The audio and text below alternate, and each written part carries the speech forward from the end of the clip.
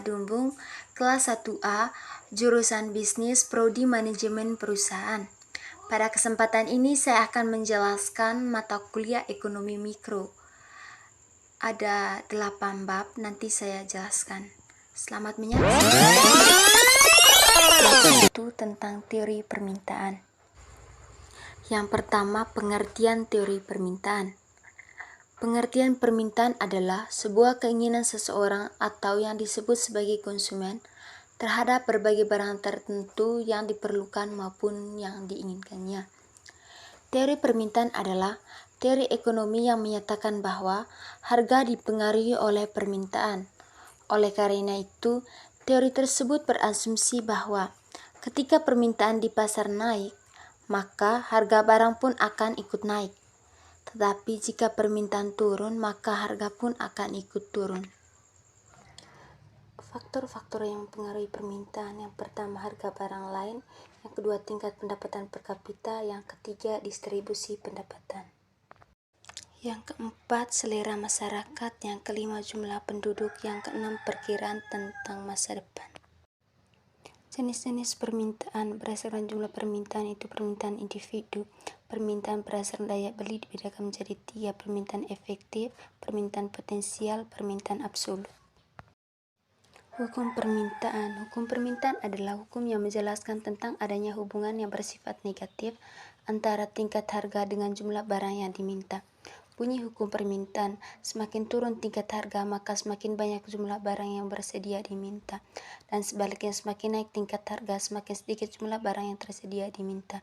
Hukum ini menjelaskan eratnya hubungan yang bersifat negatif antara harga dengan jumlah barang yang diminta. Baik, yang berikutnya kita masuk ke bab 2, itu tentang penawaran. Pertama, pengertian penawaran. Dalam ilmu ekonomi, penawaran diartikan sebagai kesediaan penjual untuk menjual atau menyediakan berbagai jumlah barang, berbagai tingkat harga dalam waktu tertentu dan keadaan tertentu. Penawaran juga dapat diartikan yaitu banyaknya barang atau jasa yang bersedia dan dapat ditawarkan oleh produsen kepada konsumen pada setiap tingkat harga selama periode waktu tertentu.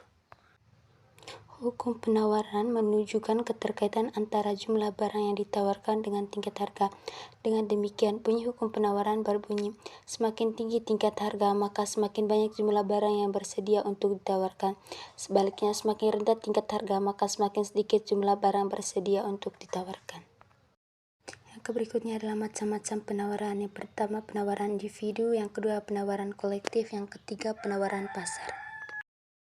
Faktor penawaran: adanya sumber daya yang tersedia, faktor penjualan atau produsen, harga dan ketersediaan barang, biaya produksi, waktu produksi, kemajuan teknologi, kebijakan pemerintah, dan pajak dan subsidi.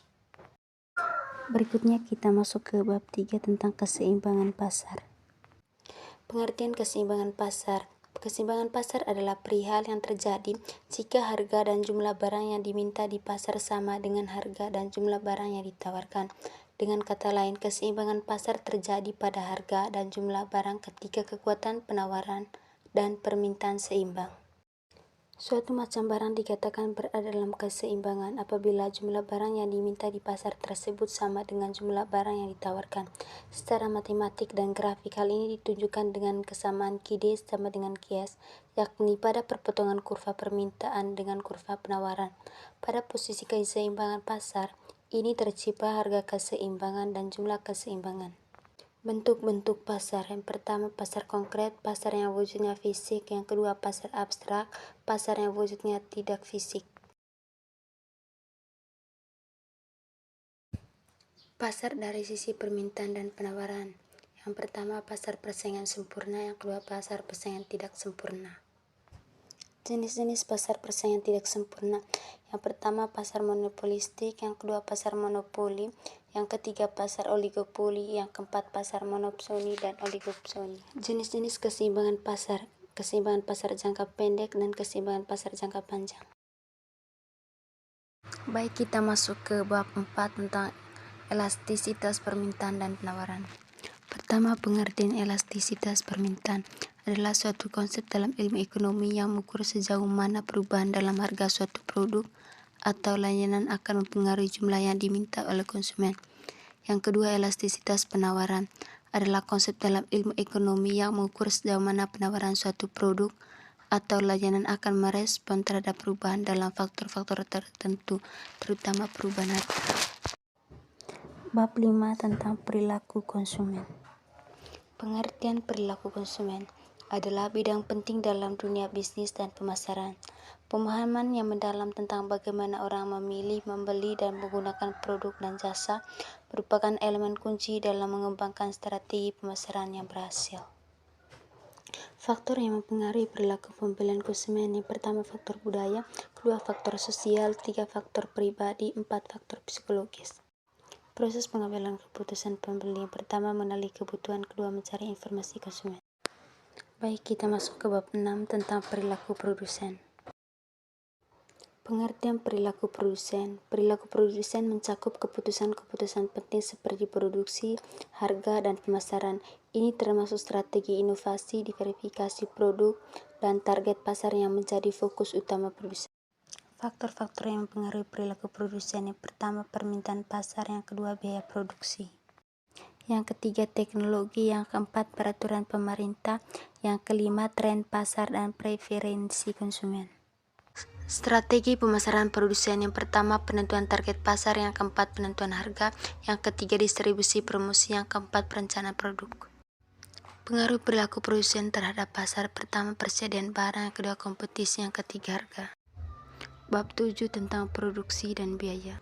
Pengertian produksi. Produksi merujuk pada proses menciptakan barang atau jasa dengan menggunakan sumber daya seperti tenaga kerja, peralatan, dan bahan baku.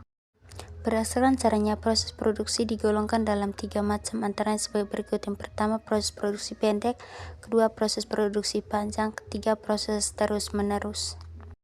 Produksi dipengaruhi oleh berbagai faktor. Yang pertama, sumber daya manusia, sumber daya alam, modal, teknologi, kapasitas produksi, pasar, faktor ekonomi, regulasi pemerintah, perubahan lingkungan, kualitas manajemen.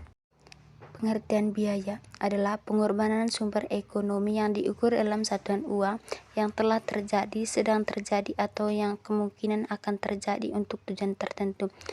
Ada beberapa klasifikasi mengenai biaya. Jenis biaya berdasarkan tujuan pengambilan keputusan: yang pertama, biaya relevan; yang kedua, biaya tidak relevan.